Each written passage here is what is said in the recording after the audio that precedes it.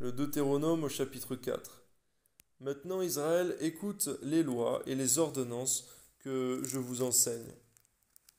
Mettez-les en pratique afin que vous viviez et que vous entriez en possession du pays que vous donne l'Éternel, le Dieu de vos pères.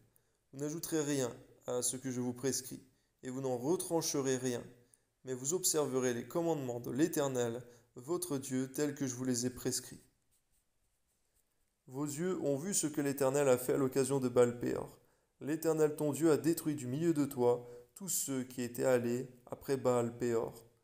Et vous, qui êtes attachés à l'Éternel, votre Dieu, vous êtes aujourd'hui tous vivants. Donne-nous de comprendre que l'amour des idoles amène la mort, et que l'amour de ton nom, Seigneur, l'amour de Dieu, amène la vie. Amen. Voici, je vous ai enseigné des lois et des ordonnances comme l'Éternel mon Dieu me l'a commandé, afin que vous les mettiez en pratique dans le pays dont vous allez prendre possession. Vous les observerez, vous les mettrez en pratique, car ce sera là votre sagesse et votre intelligence aux yeux des peuples, qui entendront parler de toutes ces lois et qui diront: cette grande nation est le seul peuple sage et intelligent. Oui, Seigneur, qu'on puisse dire aussi des chrétiens, Seigneur mon Dieu, qu'il est le seul peuple sage et intelligent au milieu, Seigneur, de cette génération perverse. Amen. Quelle est en effet la grande nation qui est des dieux auprès d'elle, comme nous avons l'Éternel, notre Dieu, toutes les fois que nous l'invoquons? Et quelle est la grande nation qui est des lois et des ordonnances justes, comme toute cette loi que je vous présente aujourd'hui? Oh, merci Seigneur. Seulement, prends garde à toi et veille attentivement sur ton âme tous les jours de ta vie, de peur que tu n'oublies les choses que tes yeux ont vues et qu'elles ne sortent de ton cœur. Oui Seigneur, que toutes les bonnes choses que tu nous as enseignées, que ça reste dans nos cœurs, au nom de Jésus. Enseigne-les à tes enfants et aux enfants de tes enfants. Souviens-toi du jour où tu te présentas devant l'Éternel, ton Dieu, à Horeb, lorsque l'Éternel me dit: assemble auprès de moi le peuple. Je veux leur faire entendre mes paroles, afin qu'ils apprennent à me craindre tout le temps qu'ils vivront sur la terre, et afin qu'ils les enseignent à leurs enfants. Oui, donne-nous d'apprendre à te craindre, Seigneur, et de l'apprendre à nos enfants. Au nom de Jésus, Amen. Vous vous approchâtes et vous vous tîntes au pied de la montagne. La montagne était embrasée, et les flammes s'élevaient jusqu'au milieu du ciel. Il y avait des ténèbres, des nuées, de l'obscurité. L'Éternel vous parla du milieu du feu. Vous entendîtes le son des paroles, mais vous ne vîtes point de figure. Vous n'entendîtes qu'une voix. Il publia son alliance qu'il vous ordonna d'observer. Les 10 commandements, il les écrivit sur 2 tables de pierre.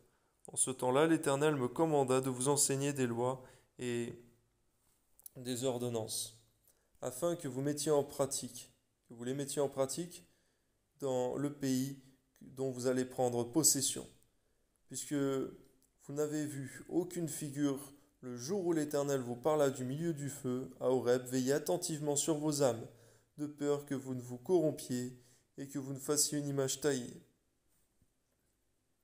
une représentation de quelque idole, la figure d'un homme ou d'une femme, la figure d'un animal qui soit sur la terre, la figure d'un oiseau qui vole dans les cieux, la figure d'une bête qui rampe sur le sol, la figure d'un poisson qui vive dans les eaux au-dessous de la terre.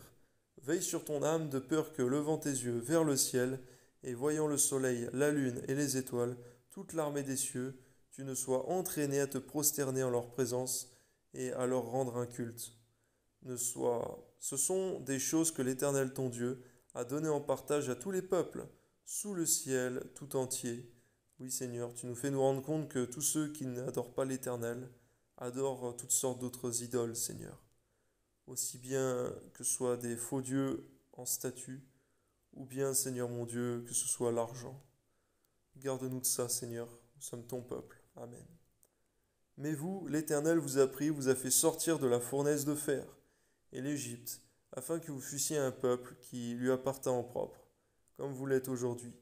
Et l'Éternel s'irrita contre moi à cause de vous, et il jura que je ne passerai point le Jourdain, et que je n'entrerai point dans le bon pays que l'Éternel ton Dieu te donne en héritage.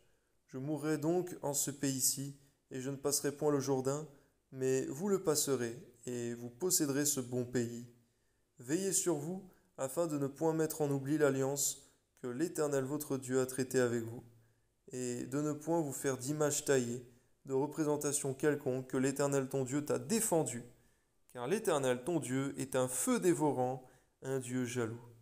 Oui, Seigneur, touche le cœur, Seigneur mon Dieu, des catholiques, pour leur faire comprendre, Seigneur mon Dieu, que toutes les représentations qu'ils ont pu faire, Seigneur mon Dieu, euh, ils ne doivent pas les garder, Seigneur. De ne pas attiser ta colère, Seigneur, au nom de Jésus. Amen.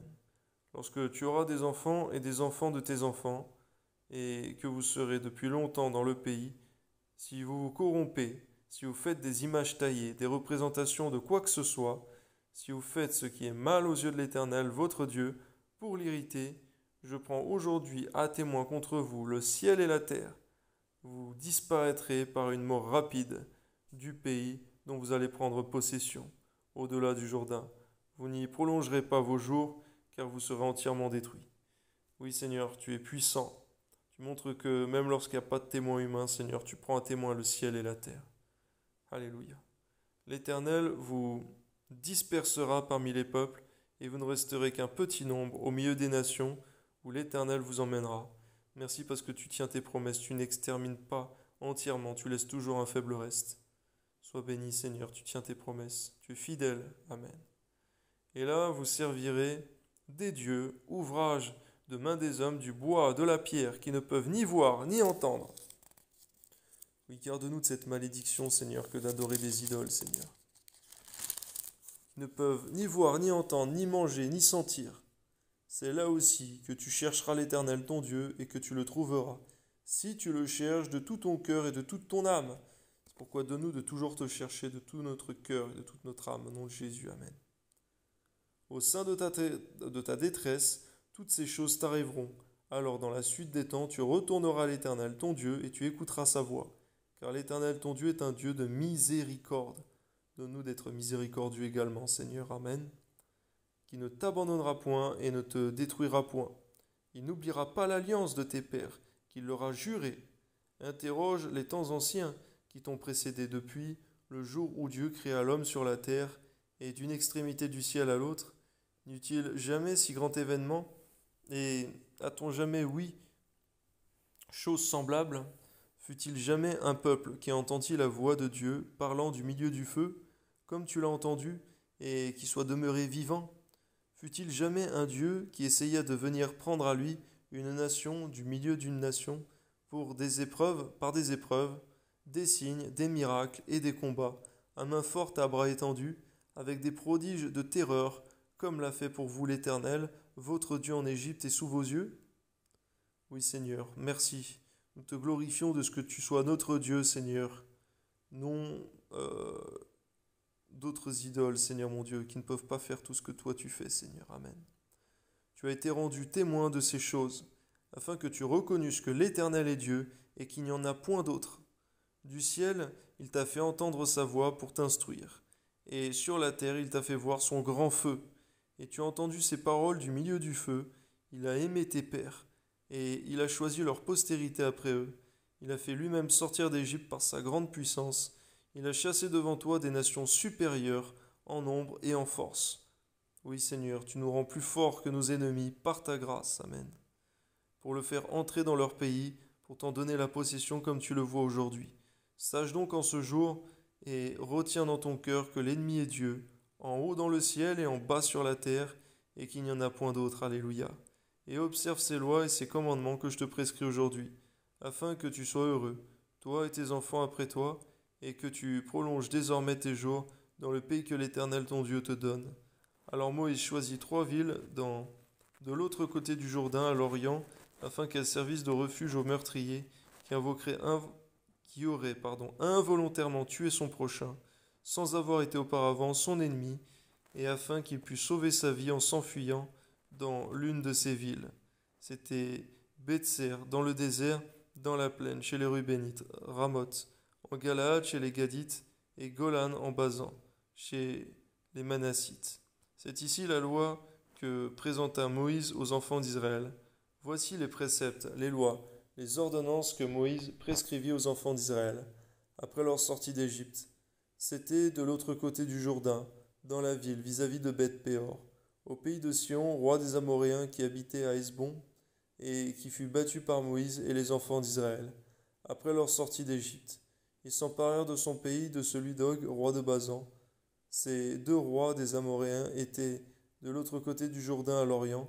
Leur territoire s'étendait depuis Aroër, sur les bords du torrent de l'Arnon, jusqu'à la montagne de Sion, qui est l'Hermon, et qui embrasait toute la plaine de l'autre côté du Jourdain à l'Orient, jusqu'à la mer de la plaine au pied du Pisga.